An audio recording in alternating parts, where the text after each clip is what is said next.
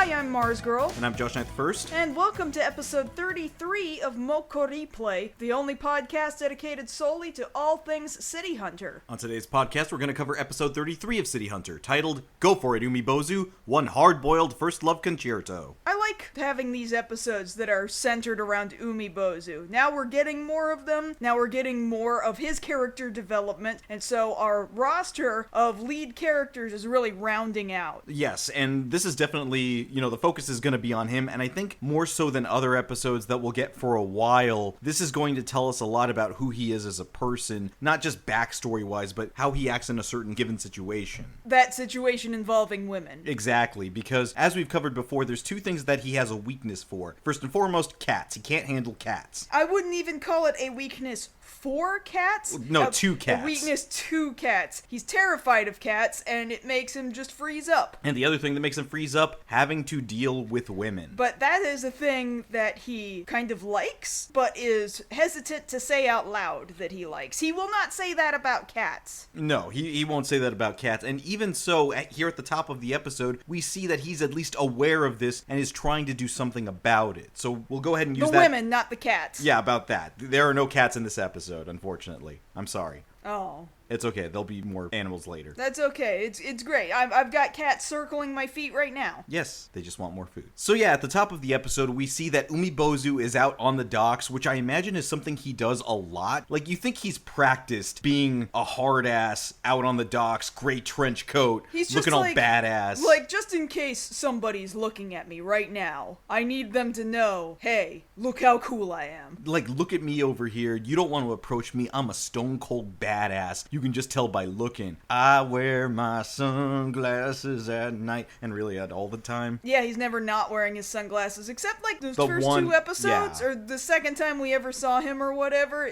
That was weird. That was a little weird. He looks weird without sunglasses. So I'm just gonna assume it's midnight. It's the middle of the night, right? And he's called Ryo out in the middle of the night. Ryo's like in his jammies. Well, he said he was in the middle of the bath. Well, yeah, but he decided, I'm not gonna put on, my traditional blue blazer, red shirt, and slacks. No, I'm gonna show up in my jammies. I need Umibozu to know I was about to wind down for the evening. Like really big traditional Japanese sleepwear that's supposed to be really big and warm. Dude's about to go to sleep. He's about to pass out under the kotatsu. He's done for the day. Right. And he's like, why'd you call me out here? And Umibozu starts making fun of him like, hey, we're in the underworld. We have an image to maintain. What the hell is this? Wait, I'm realizing you said pass out under the kotatsu, so he's gonna fall asleep under a heated table? Yeah, a lot of people fall asleep at their kotatsus. Okay, sure. Look, from what I understand, I've never done it, but it's apparently really comfortable. You would probably love it. Okay, I'll take your word for it. You love being warm. I do. But in any case, out here in the cold night air in the docks, Ryo's asking him, all right, why the hell did you call me out here in the middle of the night? What's the big deal? And Umibozu tells him,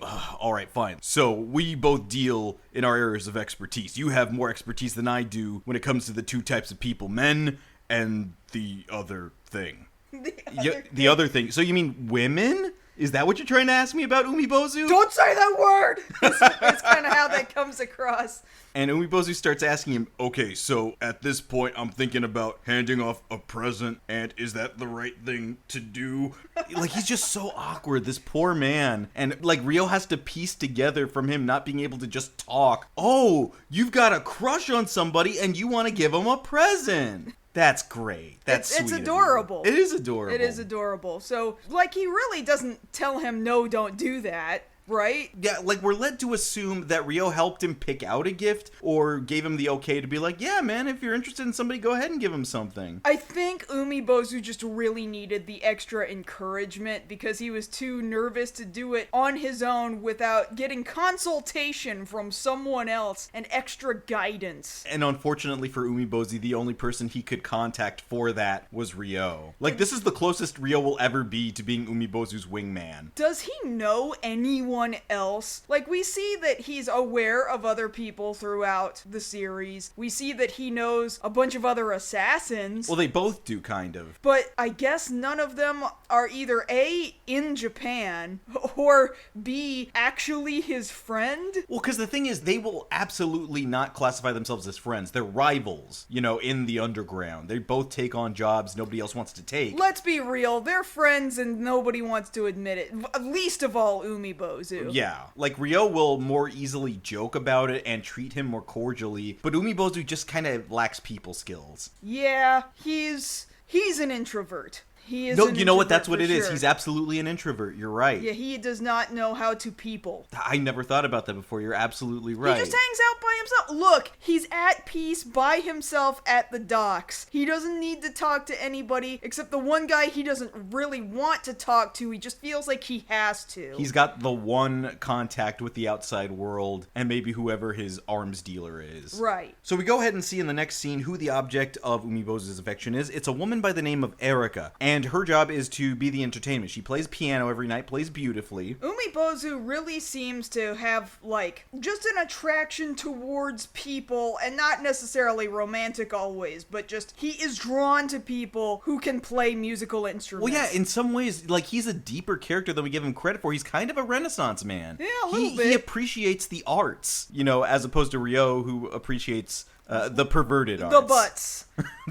I was going to say the perverted arts, but yes, the boobs and Well, the I mean, there's and a the butts. certain kind of art to laying out a whole bunch of dominoes and then having them all fall over to reveal a beautiful piece of nude She wasn't photography. nude. She was clothed. She was almost nude. She was clothed. It was gravure. It was gravure, which is not technically porn. There is a differentiation. It's almost porn. It's light. It's Sports Illustrated. It's Sports Illustrated. Point being, this is not what that is. This is a classy woman who's playing piano here at this restaurant, and the problem is she's running into a bit of trouble. So as she's leaving for the night, having, seen the restaurant close down, as she's leaving, two men come out and accost her for sticking her nose where it doesn't belong. Now, mind you, Umibozu apparently has been going to this restaurant every night for we don't know how long. I assume under a month, based off information we're going to get later. I mean, we know he's been going for a while because he's been watching her play piano, and now he wants to give her a gift, so clearly it's been long enough, and I guess we assume that she's seen him there because he's been there enough times. Right, you'd recognize your regulars. Right. Now, Umibozu being Umibozu, he has not gotten the courage up to give her this gift that he has for her, which he's picked out, and it happens to be a lovely necklace. Yeah, it seems classy enough, actually. And I don't know whether or not that was him choosing on his own, or Ryo helping him out with that. That's left up to conjecture. I don't have a headcanon for that this week. Uh-huh. But once he sees that she's in trouble, he steps in and,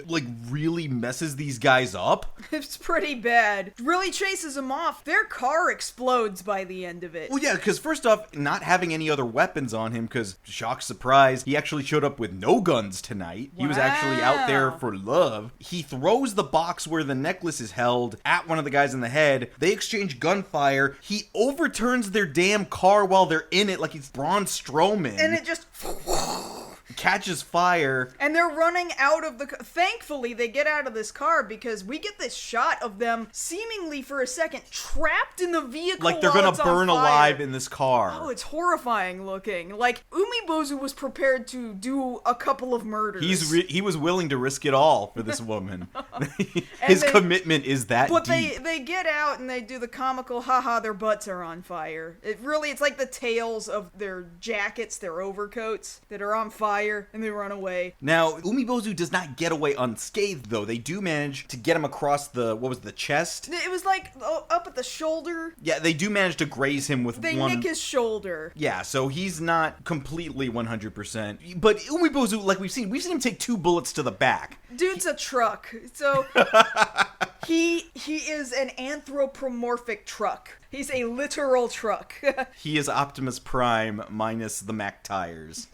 So his lady friend here... Yeah, she sees that he's been shot and she's like, oh my god, and what's this? It was a gift that you threw. Who was this for? Oh, that was nothing. Excuse me, let me put that away in my jacket pocket real fast. I don't know why he's not like, oh hey, this is a great opportunity to talk to this woman. I'm sorry that this ended up this way, but actually the necklace is still fine. Now, mind you, if he hadn't had the wherewithal to do it right there, that would have been some baller game on his part. That would have been the pimpest of...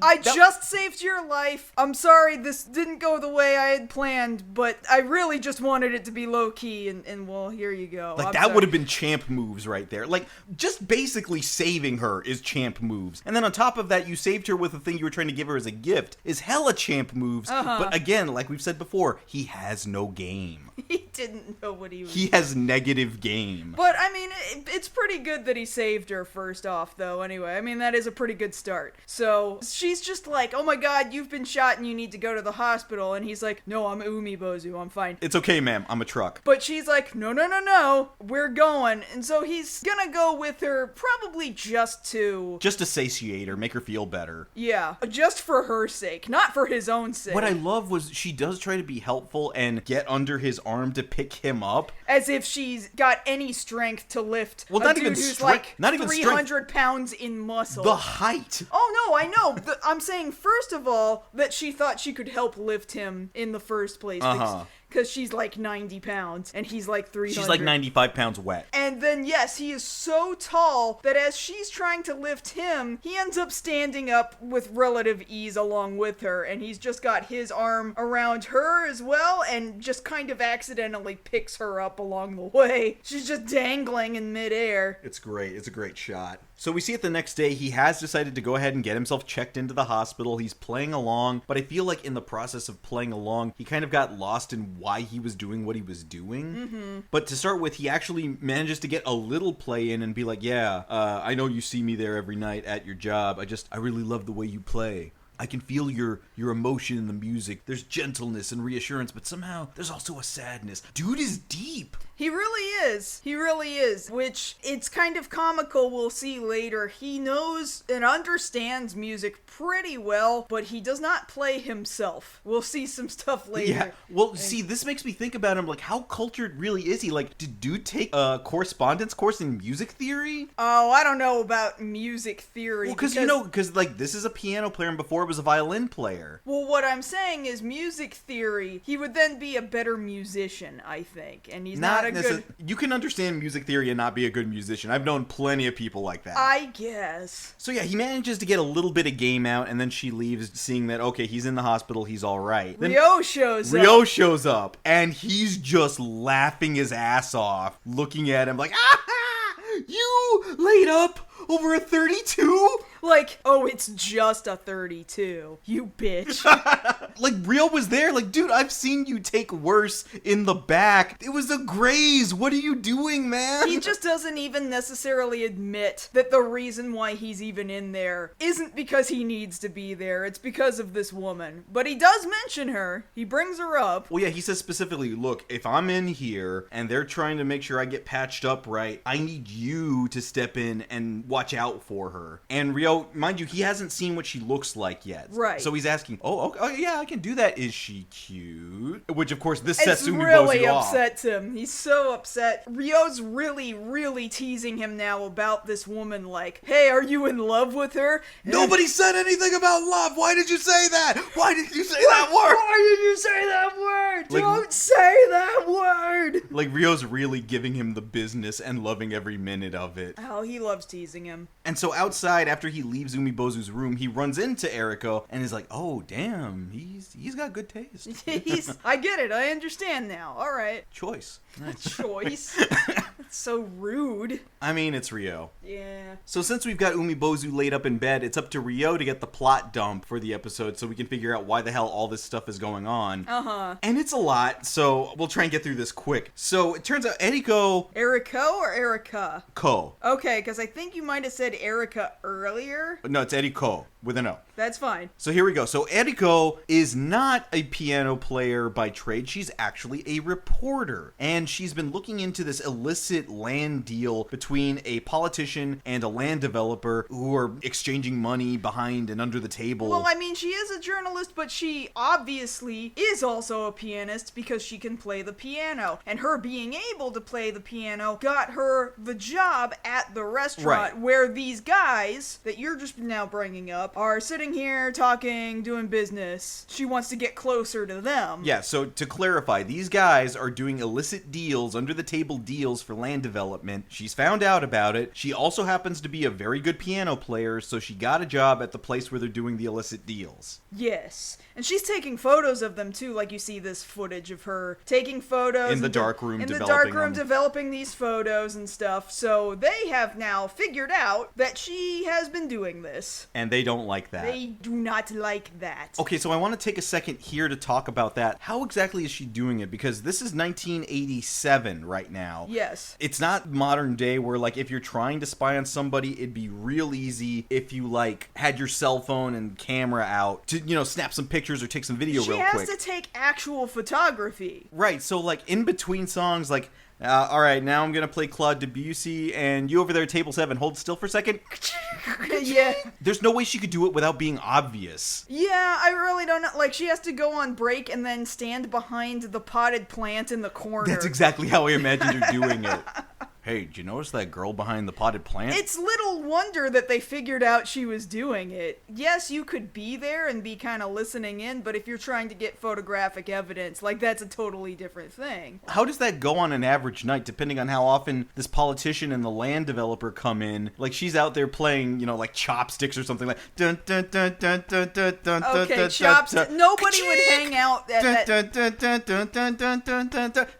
No one would hang out at that restaurant if she was just playing chopsticks. I mean, no, she's clearly got classical training, but, like, I'm just saying she would have no cover. Right. So after hearing all that story, Rio decides to go ahead and check up on her that night after she leaves work, and now it's not two guys coming after her, it's somebody in a Volvo just trying to chase her down out by the river. In a Volvo down by the river. But Rio's there, and the Volvo's trying to run her down. And he manages to shoot out both headlights, but it's still coming at him. Yeah, I mean, you shoot out headlights, that doesn't stop a car. Yeah, and you figure he would go for the tire like we've seen before, but I guess he just didn't have the clean shot. I guess. You would think Rio would be better at that, but okay. So he manages to grab Eriko, and as the car is coming directly at them... like it's feet away from them. Rio manages to get this wild Olympian jump from standing position. The $6 million man, jump. At least 6 feet in the air. A minimum 5, more likely 6. Yeah, just both of them clearing the car as it,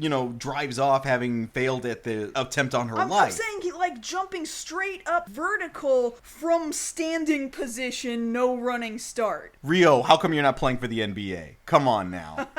Think about it. Dude's like 6'2". He is a very tall dude. Especially for a Japanese guy. Yeah. He could easily be an Olympian, I think. Maybe. Japan's basketball team. Point being, he got her out of the way, and he's amazing. Somehow he is able to do that. Yeah, that was crazy. Because we never see him train like that. I don't know how he's able to do that, short of being the $6 million man. Yeah, we don't see him do, squats or leg presses. Or parkour. Whatever. Yeah. He's just that good. I guess. But see, Rio's out here doing the hard stuff, like keeping her out of the way from being run over by a Volvo. When we go back to the hospital, Umibozu's there with this little-ass child's piano. He's taken out a toy piano. I had one similar to it when I was a kid. I had one at the daycare I was at. I think it was like a Sesame Street-themed little toy piano. A Fisher-Price. Kind of Fisher-Price model toy piano, and it sounds exactly the same as the one Umibozu is plunking away at. Like, it doesn't make notes. It goes tink. Yeah, that's the noise, is like a tink or a plunk, and he's trying to really badly sing along because he's just so enamored with music and the piano right now, because he's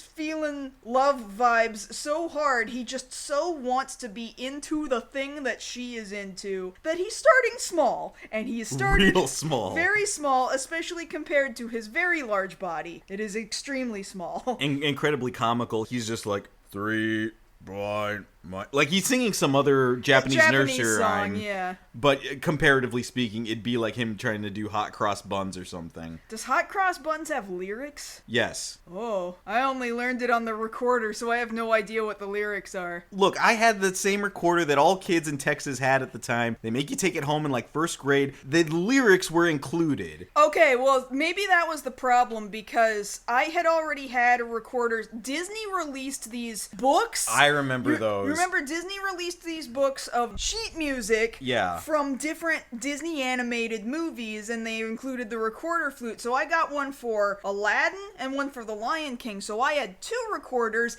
Then we went to school, and they said, hey, we're issuing recorders. And I was like, do I need one? I have 2. And they're like, oh, no. And they didn't give me another one. So I was the only one with this ugly, kind of off-white white recorder and everyone else had a black one. No, see, I remember in specific, like in 89, 90-ish, being able to walk with my parents through the Disney store, and they had like a teal Little Mermaid recorder that came with the songbook from the songs from the movie. Yeah. I remember that very specifically. I didn't remember it being teal, but yes. It's not like it's hard to color plastic. Yeah, but now I wish I had that one, because my other two were real ugly. I think they only went as far as like Pocahontas, and then they stopped. Yeah. Because they realized, I don't think kids are playing the recorder like they used to. Like they used to. But I did actually play the hell out of that recorder. I got as much music out of it as I possibly knew how to do. But Umibozu is not nearly on the level of kindergartners playing the recorder. He's not even that good. He's just... But see, now you've got me thinking about it. If that were the case, if this was just like 2 years later and Umibozu was laid up in the hospital with the recorder. With the Little Mermaid recorder? Yeah, trying to play Part of Your World. Yeah, but you wouldn't be singing while you're playing it. Or if he was trying to plunk that out on the little Fisher-Price piano. Right. But joking aside, we actually need to make you feel worse about what's going on with Eriko, so we need another plot dump. Great. So that night, after Rio has saved Eriko from the oncoming Volvo, they go back to her place, and Rio notices, she's got a picture of herself with a guy there on her nightstand or desk or whatever. Hey, who was that? Oh, that was my fiance. Uh-oh. Was? Oh, no. Here we go. So it turns out the fiance was also a reporter who didn't have very good, physical abilities. He was actually very frail. And then he worked himself to death. He worked himself to death specifically working on the story she is now trying to uncover. And then just one day he fell over and died. Like literally we watch him fall over and just die. That's all it is. Well, that's it. His poor heart couldn't take it anymore. He just... What? So a Japanese man worked himself to death? No. I've never heard of that. No. We're kidding. That actually is a terrible thing that happens over there. Societal pressures in that country is awful. So yeah, she's telling him, that's who he was. That's why I'm doing this. I feel like me taking on this story and trying to uncover the truth for him is my way of like keeping him alive in my memory. That makes sense. Yeah, it's honorable, but it also means that she's still very much in her grief. Yeah, but I understand, like, finishing a job that you see somebody working so hard at and then they didn't get to finish it. I don't want to miss this, though. While she's talking about this, we have a sweeping shot of the buildings outside her apartment, and there's a logo on one of the buildings. The M&Ms. And I got real upset, like, oh man, I just went to the corner store. I bought myself a Crunch Bar and I should have bought myself M&Ms. I'm an idiot. We'll have to remember for next time. Okay, great. So now Ryo goes back to his apartment, and this is like the one time we see Cowdy this whole episode, like this little section right here. Oh yeah, we really don't get a lot more than this, huh? No, just this and the next scene. Oh, yeah. Yeah. Oh, and the end, and the very, very end. Yeah, for like 2 seconds. So he fills Cowdy in on literally everything that's been going on the whole episode, and he tells her, I don't want to ruin the fantasy for Umibozu, so we're not going to tell him about the whole fiancé thing. Isn't she like, well, you probably should, and he should hear it from you? Something yeah, to that like she's effect. telling him, like, he's your friend, don't do that to him. To some extent, I think he did kind of take Kaori's advice to heart, but only kind of. Yeah, like he took it under advisement and then kind of did his own thing. Right. But he's like, okay, well, the only way we're really going to help her is if we actually finish her job for her and uncover all this corruption. So I'm going to need you to get a job. Which she's down for. Yeah. So the next night... So then she ends up working at this restaurant. At Cross, this restaurant. Where they've been doing the illicit under-the-table stuff. And speaking of under-the-table stuff, Kaori is now this hostess. Dressed like a cartoon maid. Kinda, yeah. I guess this is supposed to be some high-class French place or something. I don't know. And she's trying to serve food. I think she successfully serves the food. But she drops a spoon. And she's like, oh my god, I'm so sorry. Let me just pick this up real quick. Also, never mind the bug I'm placing under this table. Okay, bye. And so she places this listening device under their table, goes to immediately go on her break, and she goes back to the locker room where, most jobs have to, change clothes so you can get into your work clothes. And in her locker, she's got like a full-on recording studio. Yeah, somehow this is wirelessly tapped, okay? In 1987. Sure, wirelessly bugged, and she's She's got a headset, she's got a tape deck, and she has hit the record button so that she can get tape evidence of them having these illicit under-the-table dealing conversations. So that's half the plan. The other half is we need to get Umibozu the hell out of bed. So Ryo goes back to the hospital and tells him, hey man, I need to apologize. I kind of started to like Eriko. You can tell right away he's bullshitting him. Yeah, he's just putting on an act. Even though normally you would believe him when he says something like that, but I think he cares enough about Umibozu, and I think he really is just trying to rile him up to motivate him to get him out of bed, because right now Umibozu's motivation is, well, the lady that I like wanted me to be in the hospital, and so I'm gonna do that because that's what she wanted me to do. Okay, well, you're laid up in the hospital. I'm gonna take her on a drive tomorrow. Here's the address. You normally don't stay in bed this long, Umibozu. Get the hell up. Okay, bye. Like, that's his way of being a friend. Yeah.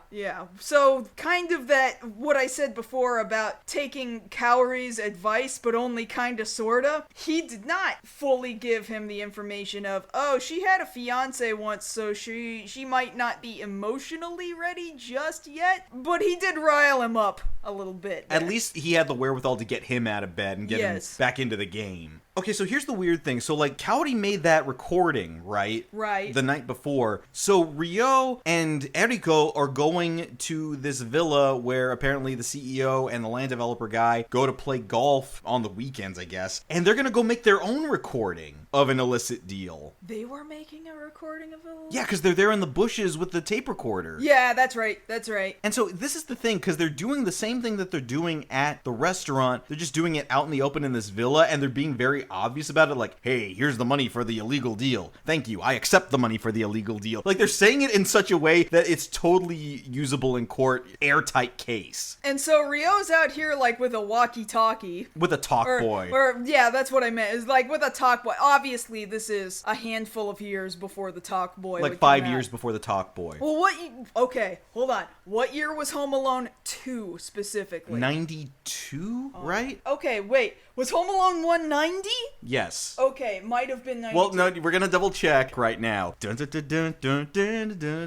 was right. It was 1992, so 87. 88, 89, 90, 91, 92. Yeah, 5 years. Okay, so it's about 5 years early, but, you know, the technology for recording into a speaker and, like tape decks that you can talk into existed. He has a prototype talk boy. Like, we're just being the nerds that, like, we were the kids when Talk Boys came out, but tape decks that you could talk into existed already. But for the purposes of this podcast, we're gonna say it was a talk boy. Okay, fine. So he's got them on tape, and they're like, oh no, we heard him just play that tape back. Yeah, like, after he records them saying exactly what he needs, he just struts right up to them at the table. Amazing that he rewound it just fast enough and just to the exact right point to be able to play it back. I know how easy it is right now to just take an audio file on your phone and just go boop, and you play it right from the moment you want, or you just, like, drag your finger to the point in time you want to be playing it from. You can't do that easily off of a tape deck. It's just not that easy. I think there's an explanation to why Ryo can do that. Because this is the 80s. We're dealing a lot with tape recordings. We're also dealing with VHS recordings. And I imagine, Ryo being Ryo, he's gotten very good at being specific on how to record to a very specific point on a videotape because he wants to get to the good part.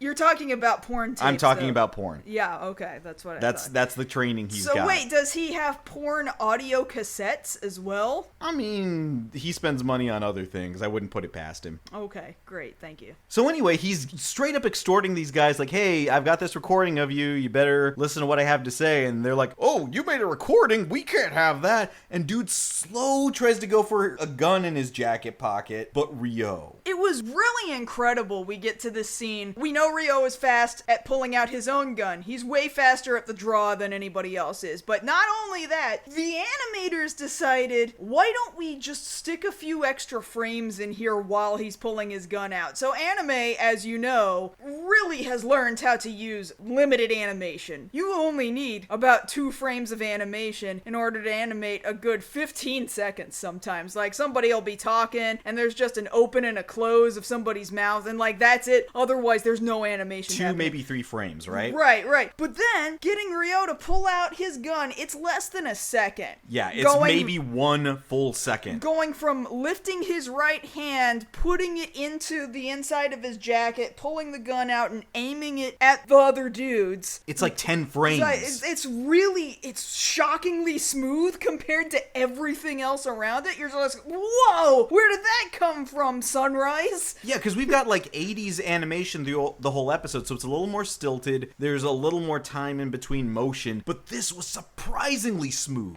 Yeah, for everything else around it, nothing else looks like that. They just really wanted to get across, oh no, he was really fucking fast with this gun. And so Ryo's like, all right, I got the drop on you guys, drop your guns. And unfortunately, Eriko chose that point to get caught by one of the other guys in the bushes. She chose that point. Well, I'm wondering why it is that Ryo wasn't doing a better job of guarding her, or was this part of his plan? I fully believe it was part of his plan, because if he knows, all right, so it's about 9:50, Umibozu is only about 8 minutes behind us, I need to stall for about this long, and I really need to make sure he gets into action, so she should be caught right about now. Oh no!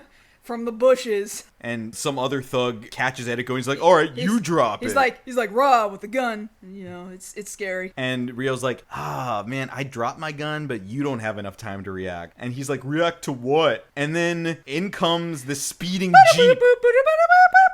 But it's a Jeep, so... Yeah, so Umibozu does this, like, Dukes of Hazzard jump through the trees. And it's doing the $6 Million Man kind of... It doesn't actually make the noise, but you know what the visual looks like. Was the... Well, at the same time...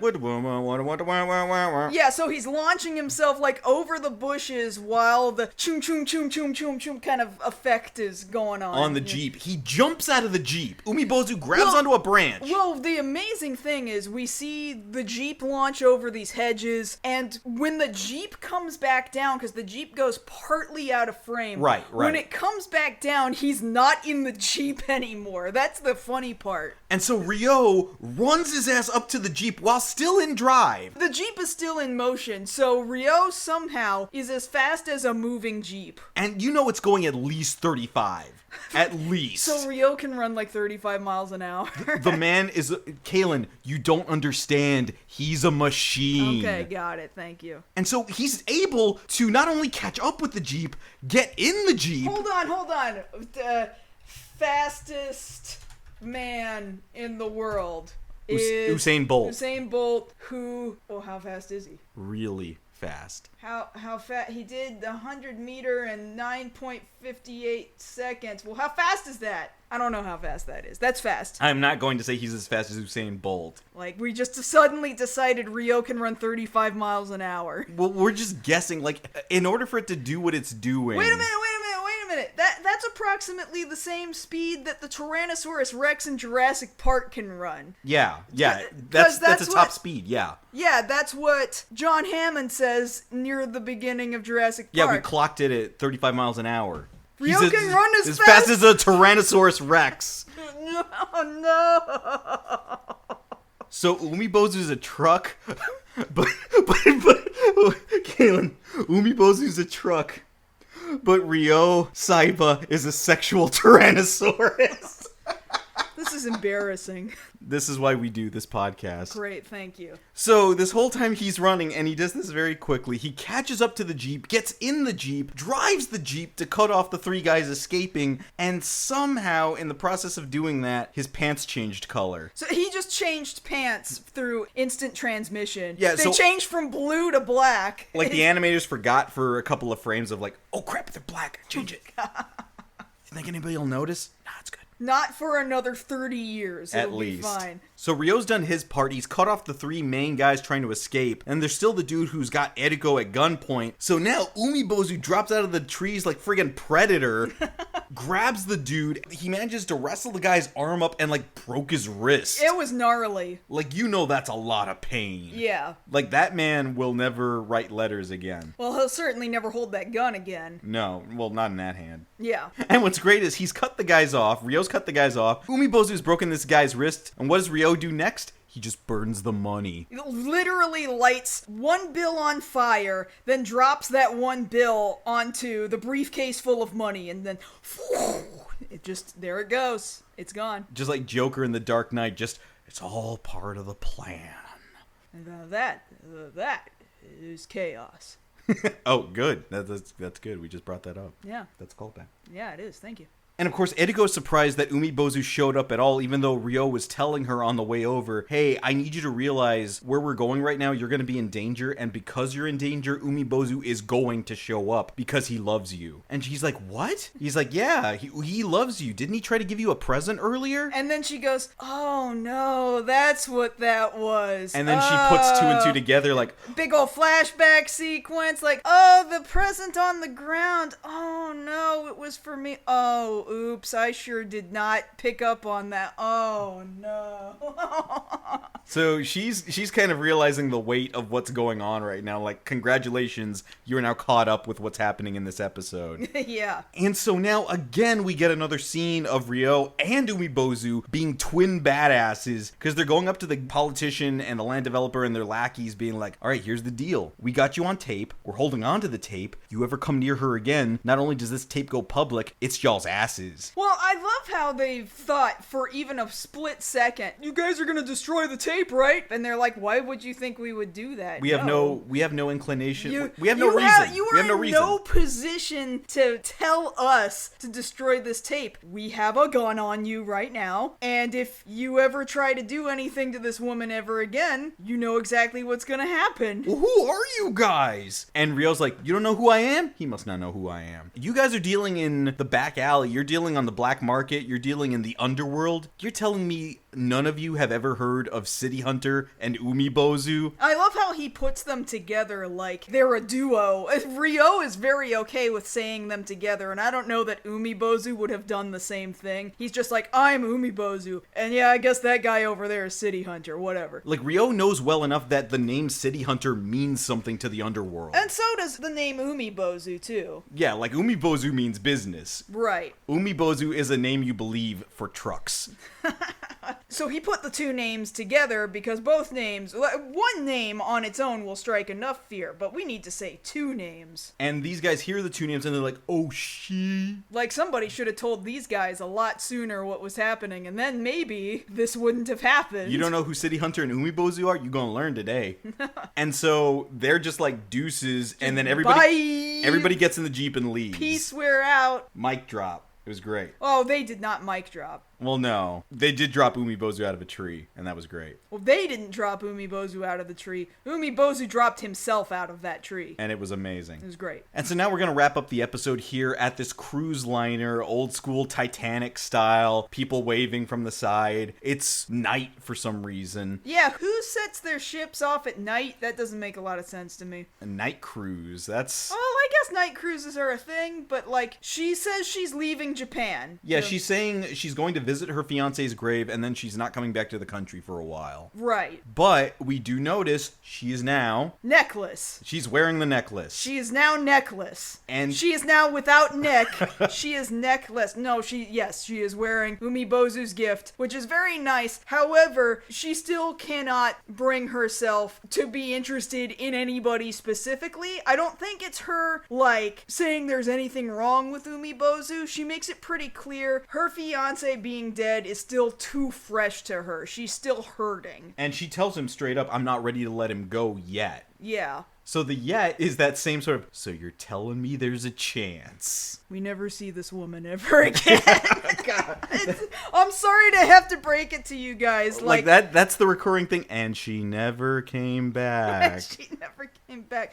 They go to this shot after that of Ryo and Kaori. Hi, Kaori, what are you doing here? In the Mini Cooper. Oh, she was doing her, yeah, they're in the Mini Cooper. She was doing her shifts she just got a new job, Kaylin. God. Okay, she was there at Cross. Excuse me. But no, they're there watching this all happen from the Mini Cooper. So Ryo puts this cassette tape in the car's cassette deck and hits play, and it's this piano music playing, and Kaori's like, what's that? Ryo's just like, oh, oh, this was supposed to be a gift from what's-her-face? From Eriko. From Eriko to go to Umibozu. And I'm just sitting here like, then why are you listening to it? That's Umibozu's gift. That's so rude. It's like when somebody gives you food to give to somebody else, and when you show up to give it to them, you're already munching on it. Yeah. That's hella rude. Yeah, like, you bought somebody a gift, but you decided, well, I want to play with it first, and then give it to them. Yeah, I'm gonna open it. Yeah, it's just rude. Like, even if you do end up giving it to them, it's like,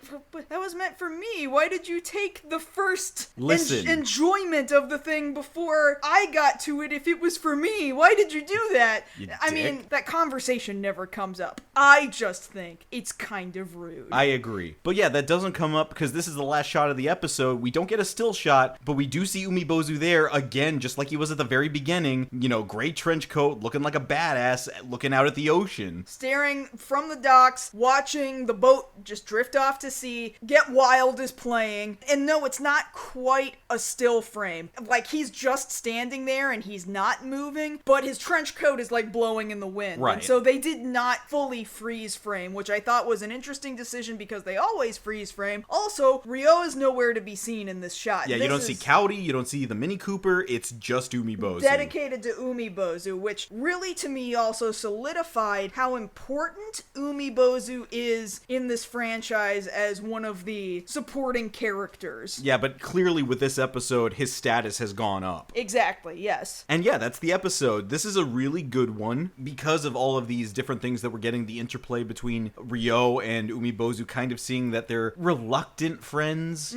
but really it's like they're the only male person in the other's life. I still dare say that Ryo could possibly consider Umibozu to be a friend, but Umibozu is the reluctant one of the two of them. Well, I think definitely, if not by the end of City Hunter 2, surely by Shinjuku Private Eyes, they consider each other friends. That could be. And that, mind you, is like 30 years that have gone by, so they better be by that point. This is one of the other things you can focus on in watching this show, is not just the will they, won't they aspect of Cowdy and Ryo's relationship, but also the growing, reluctant friendship between Umibozu and Ryo. Yeah, that's also cool to see too. So it's not just about, oh, these two characters that kind of call themselves City Hunter, but the other relationships they form with other people along the way. And also, again, Umibozu is like the next most popular character. It's why he got the spin-off. Yeah, in a the spin-off manga. manga. By a different artist, but it's a very nice manga. I like that manga a lot. We need to check that out. I have the first volume. Oh, I forgot you got that. Yeah. It's not translated by anyone, as far as I'm aware, but it exists, and it's very nice. Just running that cafe. Oh, you guys don't know about the cafe yet. We'll get there. It's coming up much later. So next episode, we're going to get into some paternal territory where Ryo ends up getting a kid. Oh, he just gets one. Yeah, that's literally what happens. He just gets a kid. Does the kid not just show up? Yeah, that's what I mean. Okay, that's not... You're saying it like he's gonna go out and obtain a child. No, I'm not saying he's just like gonna go down to Lawson's and pick up a kid. No, like one shows up at his apartment door. And starts calling him dad and stuff. It's weird. Why is the kid doing that? Well, you're gonna have to find out next week, I guess, won't you? God, wait, be patient. Jeez. Yeah, that's why we do this. Give us some time. So come back next time when we cover the 34th episode of the TV series, Shock! Ryo's a papa! Don't wake that sleeping child! And if you want to catch us outside this podcast, you can always find us both over on Twitter. I'm at JoshKnightFirst. And I'm at MarzGurl. Thank you all so much for listening to our 33rd episode of MokkoriPlay. And if you don't come back next episode, I'm going to force Josh to take me to the zoo. Oh, alright, fine.